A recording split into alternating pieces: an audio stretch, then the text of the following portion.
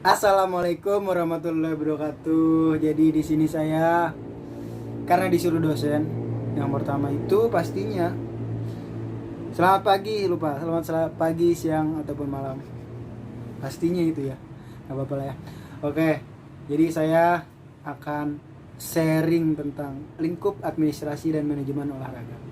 Jadi di lingkup administrasi dan manajemen olahraga itu ada 5 unsur lah ya. Yang pertama itu adalah paham olimpik dan gerakan olimpik. Yang kedua itu adalah lingkup administrasi dalam olahraga. Ketiga ada tata kelola organisasi olahraga. Yang keempat ada lingkup manajemen olahraga. Dan terakhir ada manajemen kepelatihan. Oke, langsung bahas yang pertama aja ya. Paham olimpik dan gerakan olimpik.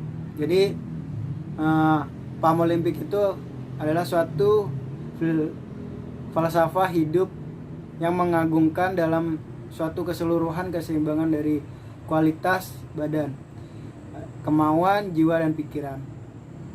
Jadi tujuannya itu untuk menempatkan olahraga sebagai pelayan dari pengembangan manusia yang harmonis, dengan visi untuk mempromosikan suatu masyarakat yang damai dan terikat dengan pemeliharaan martabat manusia. Jadi itu paham olimpik. Nah, terus ada gerakan olimpik. Gerakan olimpik itu untuk memberikan kontribusi membangun dunia yang damai dan lebih baik dengan cara mendidik generasi muda melalui kegiatan olahraga. Jadi di gerakan olimpik itu ada namanya IOC. Jadi IOC itu yang memimpin gerakan olimpik itu. IOC singkatan dari International Olympic Committee, didirikan pada tanggal 17 September 1981. Jadi IOC itu sebagai pimpinan dari gerakan olimpik. Nah, di dalam gerakan olimpik itu ada beberapa tuh, kayak misalkan International Federal, terus National Olympic Committee, ada lagi organisasi Community of the Olympic. Terus ada asosiasi nasional, perkumpulan-perkumpulan olahraga, para atlet, ofisial, dan petugas olahraga lainnya. Jadi di dalamnya ada beberapa itu. Yang kedua ada lingkup administrasi dalam olahraga. Lingkup administrasi itu meliputi ide, teori, dan pembuatan kebijakan. Jadi menurut Sondang P. Siaga memberikan pengertian administrasi sebagai keseluruhan proses kerjasama antara dua orang manusia atau lebih yang didasarkan atau rasionalitas tertentu untuk mencapai tujuan yang telah ditentukan sebelumnya. Di dalam unsur-unsur administrasi itu ada dua orang atau lebih, itu pastinya. Jadi gak cuma sendirian. Terus ada tujuan yang telah ditentukan sebelumnya, terus tugas yang hendak dilaksanakan, dan peralatan, dan lain sebagainya. Dan lingkup administrasi olahraga itu meliputi konstitusi olahraga nasional, tata kelola olahraga, tata cara rapat, dan manajemen anggaran dan keuangan. Yang ketiga itu ada tata kelola organisasi olahraga. Terdapat perbedaan antara tata kelola organisasi dengan manajemen organisasi. Jadi pada umumnya kegiatan dari dewan bertanggung jawab kepada penata kelola seperti presiden, komite eksekutif, staf, dan komite operasional. Tata kelola organisasi olahraga itu yang pertama ada peranan badan atau bisa disebut dewan, pertanggungjawaban, terus ada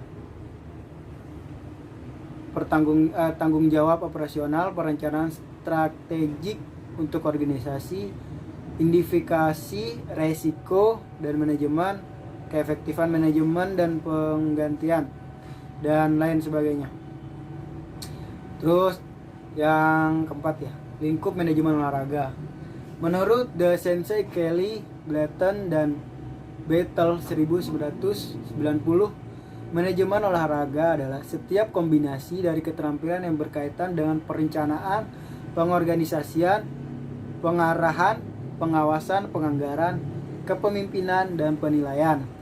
Diadakan di dalam konteks dari suatu organisasi atau departemen yang produk utamanya atau servisnya terkaitan dengan olahraga.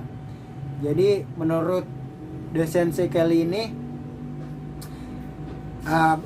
dikombinasikan tuh kan manajemen kan ada namanya perencanaan, penganggaran, pengawasan, kepemimpinan dan segala macam, tapi itu fokus utamanya untuk kegiatan olahraga atau kegiatan fisik. Nah, fungsi-fungsi manajemen yang pertama ada fungsi organik. Nah, dalam fungsi organik ini, jadi di dalamnya jangan sampai tidak ada, karena ketika tidak ada akan merusak suatu organisasi tersebut. Nah, yang kedua ada fungsi anorganik. Nah, di dalam anorganik ini hanya beberapa kebutuhan lah, seperti telepon, mobil, AC, ya yang lain-lain lah pokoknya kayak gitu. Adanya juga sumber daya. Sumber daya ya kayak sumber daya manusia, sumber daya keuangan, sumber daya materi, dan sumber daya fasilitas. Di dalam lingkup manajemen olahraga juga ada pemecahan masalah.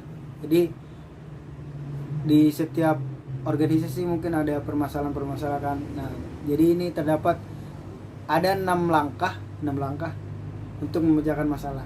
Yang pertama itu mengenali dan mengidentifikasi masalah tersebut. Apa permasalahannya?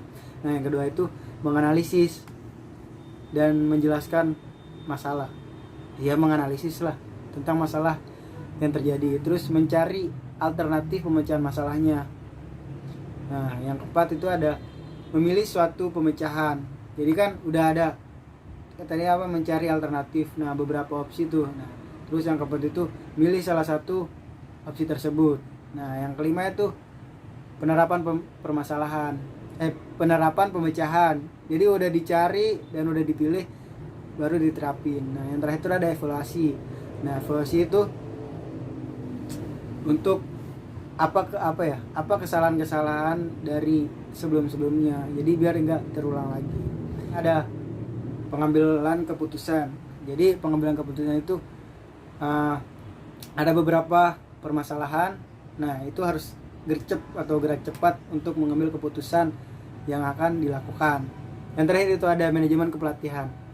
Yang baiknya faktor-faktor yang dapat menjadikan seorang pelatih berhasil itu, yang pertama pastinya pelatih harus mengeluarkan potensinya sebagai pelatih, itu wajib, dan memaksimalkan daya guna kepelatihannya itu.